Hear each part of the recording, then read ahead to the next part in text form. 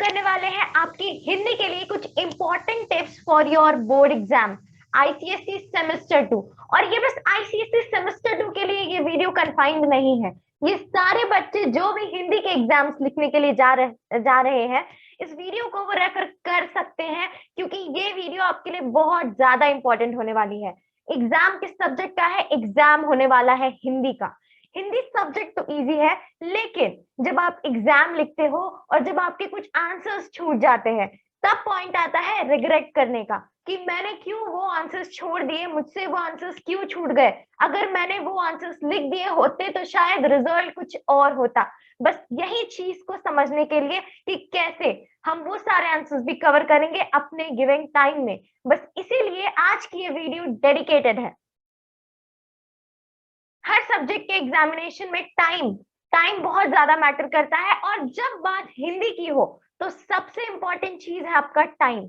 अगर आपको आंसर्स नहीं भी आते या फिर आपको आंसर्स सारे आते भी हैं, लेकिन अगर आप टाइम मैनेज नहीं कर पाते तो जी हाँ, आप सही से आंसर्स नहीं लिख पाओगे। आप आंसर्स, आपके कुछ क्वेश्चंस छूट जाएंगे, और अगर क्वेश्चन छूटे तो आपके रिजल्ट पे भी असर पड़ेगा। तो उस असर को रोकने के लिए आज हम समझेंगे कि कैसे आपके हिंदी के क्वेश्चंस को हम टाइम वाइज कंप्लीट करें, कैसे इन सारी चीजों को मैनेज करें। अब मैं बड़ी फिलोसफी पे नहीं आने वाली, सिंपल मैं आपको लेके चलूंगी आपके हिंदी के स्पेसिमेन पेपर की तरफ, जिसको हम एनालाइज करेंगे, समझेंगे कि कैसे हम इस पेपर को, जब अगर इसी तरीके से हमारे पास बोर्ड का पेपर आता तो हम कैसे उसे हैंडल करते, और किस तरह से अपने टाइम को मैनेज करते हुए पूरे पेपर को सॉल्व करके बहुत अच्छे मार्क्स से पास हो जाते। शुरू का जो 10 मिनट होता है उसमें आपको पेपर्स रीड करने हैं। चलो मैं आपको आपके स्पेसिमेन पेपर के इंस्ट्रक्शन की तरफ लेके चलूं। देखना ध्यान से, यहाँ पे लिखा हुआ है मैक्सिमम 40 मार्क्स के क्वेश्चन है। सेक्शन ए होता है आपका 20 मार्क्स का। इससे पहले जो लाइन है ये ध्यान से देखो, टाइम अलॉटेड। कितना टाइम आपको मिलता है? 1 घंटा और 30 मिनट। कितना? 1 घंटा 30 मिनट। और इसमें आपका जो स्टार्टिंग का 10 मिनट है उसमें आपको लिखने बिल्कुल भी नहीं दिया जाएगा। जी हाँ, बिल्कुल भी नहीं लिखने दिया जाएगा। उसमें आपको बस पेपर को रीड करना है, यानी कि 10 मिनट का टाइम इस पेपर को रीड करने में जाएगा।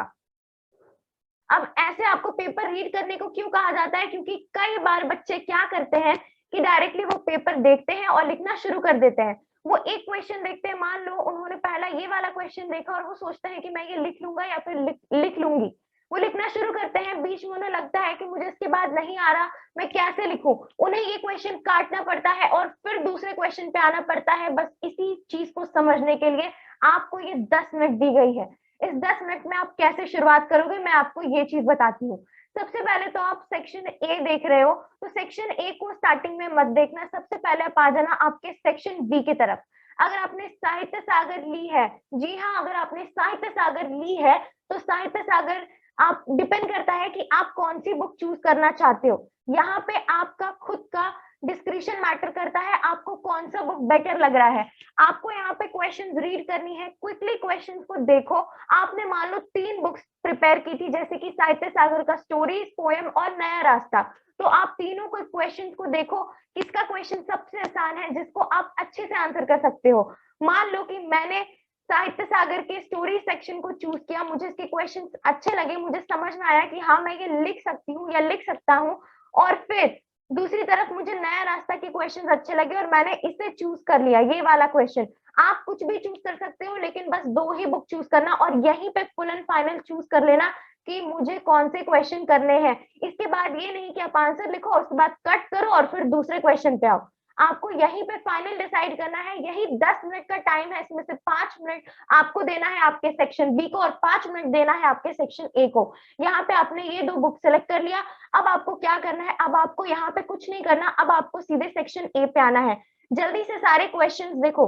सबसे पहला वाला क्वेश्चन, पुस्तकालय व्यक्ति को अज्ञान से, अंधकार से निकालकर ज्ञान के प्रकाश की ओर ले जाता है, यानी कि आपको इसके बारे में थोड़ा आइडिया लगा। आपको ये वाला क्वेश्चन आपको अच्छा लगा, फिर आपने दूसरा क्वेश्चन पढ़ा, मान लो कि आपको इसकी मीनिंग नहीं पता, तो आपने ये वाला क्वेश्चन नहीं करना है। जो आपको अच्छे से आ रहा है बस आपको वही करनी है। इसके बाद यहाँ पे आपको कोई लाइन दी हुई है, हर व्यक्ति के जीवन का कोई ना कोई लक्ष्य होता है, आपको इस बारे में सबसे अच्छे से आइडिया है, आप इस पे भी लिख सकते हो। आप ये नहीं सोचोगे कि मैक्सिमम बच्चे क्या लिख रहे होंगे, आप ये सोचोगे कि आपको सबसे अच्छे से क्या आता है, आप ये नहीं सोचोगे कि आपकी टीचर या फिर मैंने आपको कौन सा टॉपिक चूज करने को कहा था, आप ये सोचोगे कि आपको सबसे अच्छे से अभी कौन सा टॉपिक आता है।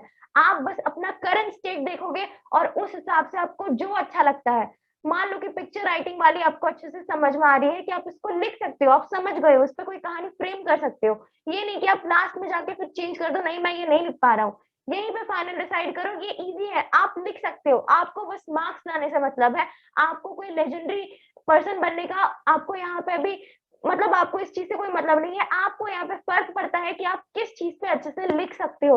आपने ये वाला क्वेश्चन चूज करा, अब जो बचे हुए 3 मिनट है, जी हाँ, मतलब लगभग आपको 3 मिनट में या फिर आप अब अपने हिसाब से देख लेना, मान लो कि सेक्शन बी में बहुत लोगों को कम समय लगेगा, तो अपने हिसाब से आप सेक्शन ए पे फिर आ जाना। 10 मिनट का टाइम है, अच्छे से रीड करो, समझो चीजों को। इसके बाद इसमें से आपको जो आसान लग रहा है, जो आसान लग रहा है, मैं आपको ये नहीं कहूंगी अभी कि आप औपचारिक करो या फिर अनौपचारिक करो, मान लो कि औपचारिक ही आसान आ गया, अनौपचारिक में थोड़ा आपको अच्छे से नहीं आया लिखने, तो आप क्या चूज करोगे अपने हिसाब से, जो आपको समय सही लग रहा है, आपने जिसका फॉर्मेट अच्छे से देखा है, मान लो उसके हिसाब से आपको कोई क्वेश्चन आसान लग रहा है, आपने उसका फॉर्मेट भी देखा, आपको क्वेश्चन भी इजी लग रहा है, तो आप चुपचाप से वो वाली क्वेश्चन चूज करोगे।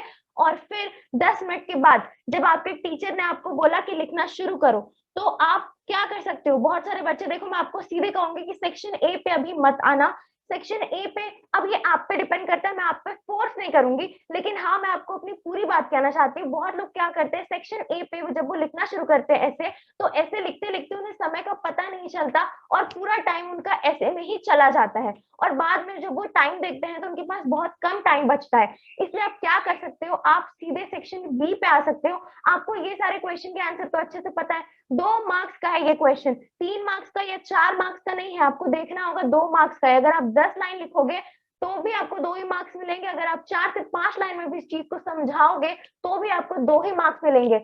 आपको बस मार्क्स देखना है और मार्क्स के हिसाब से आपको उसका आंसर फ्रेम करना है। मैंने काफी सारे क्वेश्चन के पीडीएफ आपको प्रोवाइड किए हैं टेलीग्राम पे, उसको जाके चेकआउट करो और उसको समझने की कोशिश करो कि उसमें क्या क्या पॉइंट्स मेंशन किए हैं। मेन जो पॉइंट होता है आपको उसको इंक्लूड करना होता है, चाहे वो मार्क्स 3 मार्क्स का हो, चाहे वो क्वेश्चन 2 मार्क्स का हो, और अगर 3 मार्क्स का है तो उसको थोड़ा बड़ा करना पड़ेगा, और जब 2 मार्क्स का है तो उसको थोड़ा शॉर्ट में लिखना होगा। ठीक है, तो इस हिसाब से आपको इन सारे क्वेश्चंस को जल्दी से जल्दी टाइम में अटेम्प्ट करना है, क्योंकि आपके पास अभी 1 घंटा 20 मिनट ही है, 10 मिनट तो आपने रीड करने में दे दिया। तो मान लो कि 20 मिनट में आपने सेक्शन बी कंप्लीट कर लिया, मान लो कि 20 से 30 मिनट में आपने अपना सेक्शन बी कंप्लीट कर लिया, जो कि आपको ट्राई करना होगा ही करने से करने का।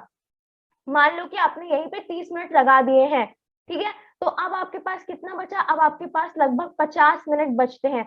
50 मिनट में आपको लेटर भी करना है और ऐसे भी करना है, तो जो लेटर पार्ट है वो तो आसान होता है, वो तो आप कर सकते हो। तो अब आप क्या करोगे, अब आप सीधे ऐसे पे आ जाओगे और कोई भी एक टॉपिक चूज करोगे। देखो यहाँ पे अब फिर से मैं कहूंगी आपको क्या बेटर लग रहा है, या तो ऐसे लिखना या फिर आपके पास ऑप्शन है लेटर लिखने का, लेकिन मैं यहाँ पर सजेस्ट करूंगी कि आप पहले या तो लेटर का ही काम निपटा लो, क्योंकि लेटर आप जल्दी से कंप्लीट कर सकते हो, लेटर को ज्यादा लंबा चौड़ा मत करना, यहाँ पे वर्ड लिमिट है 120, तो इसके हिसाब से ही लेटर लिखना। तो लेटर आपने लिख लिया, लेटर लिखने के बाद जो लास्ट का टाइम बचा 200 वर्ड्स में मजे से बैठकर आप अपना पूरा ऐसे कंप्लीट करो। अब इतने भी मजे में ऐसे मत लिखना कि आपके पास रिवाइज करने का टाइम ना बचे, समझ में आई मेरी बात। तो आपके पास लास्ट में नहीं भी तो 10 मिनट, 10 से 5 मिनट एटलीस्ट भी तो 5 मिनट होनी चाहिए, जिसमें आप ओवरऑल अपने पूरे पेपर को एनालाइज करके रिवाइज कर सकते हो।